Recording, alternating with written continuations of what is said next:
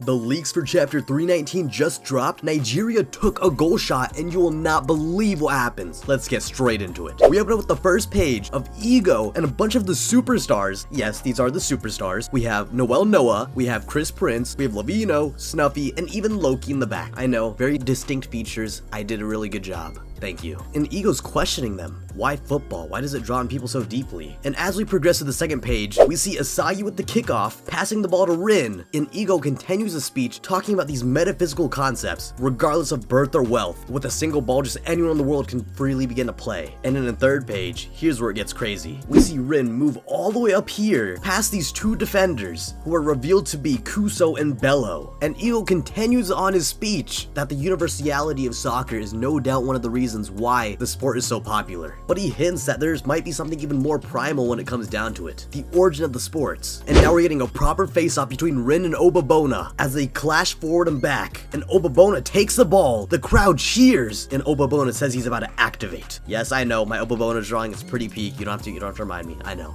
And Ego just keeps going on about how soccer's activating the human hearts. But Obabona does not give a fuck, cause he kicks the shit out of the ball in front of Rin. You can see Rin's sad face, yeah, Rin is really sad about that. But Obabona, he gets rid of the ball, and Bello receives it. But Bello's kind of scared. He's realizing that their plan is going without Onazi because they're trying to score all their own goals now. So now with the ball on his own, Bello moves forward by himself. Karasu takes notice of this, and he tries taking the ball, but Bello starts to panic, and he luckily gets the ball out in time as he passes the ball to Sadiq, which, hey, new player. I'm down to see more names. But you know, Sadiq, we just met you, so I have a feeling you're not gonna last with this ball for long. But he puts up a valiant effort as Rayo and Chigiri, these two beautiful queens, start shouting about adapting to him. But Sadiq, he's all about playing selfish, so he rushes in. And now fully boxed in by Chigiri and Rayo, Sadiq starts to panic a bit, but he gets a touch off the ball, and it seems to go past Rayo. And Ego is still going on his soccer speech, which, to be honest, I've lost pace of what he's talking about right now. But Onazi gets the ball from Sadiq, which is like the worst person who could get the ball in the Nigerian team. But don't worry, our beautiful king Asagi, Smiley Asagi's here. He's gonna do something. He's gonna...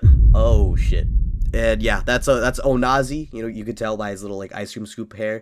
He just kicked the fucking ball over Asagi's head. Yeah, oh shit, that's not good. And Onazi with his headband. Yes, this is Onazi. Please, like I said, compliment my drawing skills in the comments. He's looking worried, but why? Why is he looking worried? And we're about to find out. But before that, I do want to bring up, Ego is questioning what the role of the striker is. At the very front lines of the struggle, avoiding the enemy's gaze, they are the one who delivers the fatal strike to the great prey. And because of this, what the hell?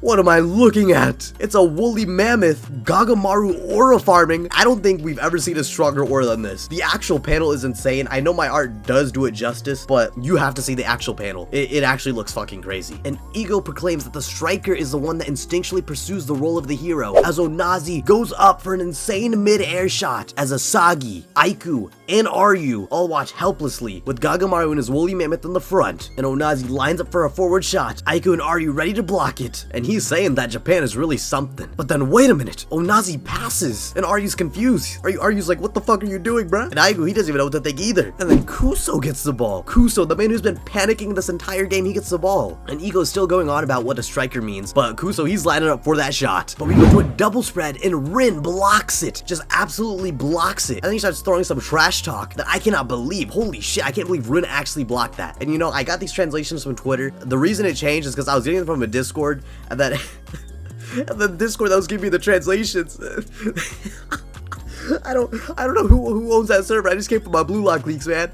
But anyways, back to the leaks. We go to the next page. The ball is in the air. The crowd is swelling. Ego is still talking about shit that I honestly have just lost track of at this point. But Aiku is looking up at the ball as the scoreboard is right in front of him. He rushes towards it in the next panel. And then we see his beautiful mug in the bottom left. Very beautiful. And as Aiku headbutts the ball, we see Asagi receive it. And he challenges Rin. But Rin, you know, he's kind of feeling it. So you can see his little eyebrows here. Like, you know, these eyebrows, they're particularly looking seductive in this shot. And Asagi, you can tell, you can see the aura in his eye here, and just his face shape, you could tell he means business. This is a man of quality right here. This is a player of quality. This is the #1 hero in the Neo Egoist League. And the chapter ends with Ego holding his hands up, Asagi rushing forward, with the puzzle pieces swelling around him, and Blue Lock is finally on the attack. Now, Ego is still talking about his primal shit, you know, I didn't really catch any of that. You guys could read the translations, but holy, what a chapter. So action-packed action-packed and so action-heavy. I would give you my thoughts, but I'm gonna save that for the actual chapter review, just so you guys have something to look forward to there, as well as the voice acting of the chapter, and me actually going over all the events and what has been said by the characters. But yeah, this was the first time I covered leaks. If you guys do want to see more, please like the video and comment, because that'll show me that you guys really want more of this. If not, then let me know, because I'm gonna be completely honest here. I'm making this video purely based on performance. If this video does not perform well, there's no incentive for me to do leaks anymore. But if it does perform well and you guys want to see more of this, let me know. I'll be so glad to do it for you, because I had a lot of fun drawing these panels for you guys, because God knows I can't use the real ones, otherwise my fucking channel's gonna be gone. But I hope you enjoyed it nonetheless. Remember to like, comment, subscribe, because it would mean the world to me, and until the chapter drops, I'll see you then.